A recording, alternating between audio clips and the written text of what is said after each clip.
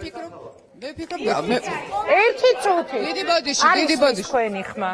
გისმენთ ნათია ძალიან მოკლედ უნდა თქვა. მე ვფიქრობ პრინციპში მოტივი აიდი ბარათებთან ბრძოლის მოტივი, აი ახლა ამ ბატონმა ძალიან კარგად ჩამოაყალიბა, აიდი ბარათი ეს არის ანტიდასალური დისკურსის ერთ-ერთი ელემენტი.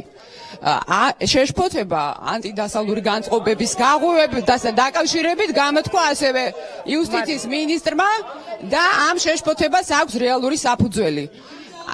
იუსტიციის მინისტრი თავისი მყარი პოზიციით დღეს იყო შესანიშნავი მოწოდების სიმაღლეზე, მაგრამ სამწუხაროდ ანტიდასალურ დისკურსს აქვს გასაქანი ამ ქვეყანაში.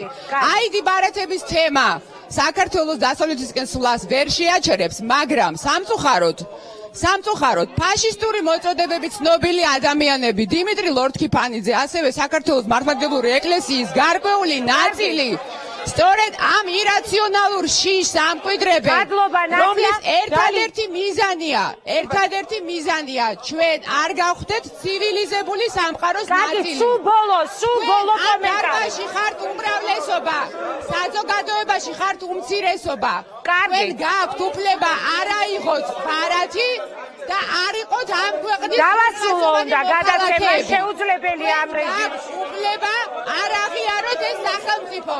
მაგრამ მე თქვენ გაკრიტიკებთ, იმიტომ რომ თქვენ ხართ განვითარებული, დამოუკიდებელი საქართველოს წინააღმდეგ. თქვენ ხართ სამწუხაროდ ბნელი ძალების მომხრეები. მოკლედ, ასეთი რთული არის აქ უკვე სიტუაციის. ბევრი ბრძანდები. კარგით, ნათია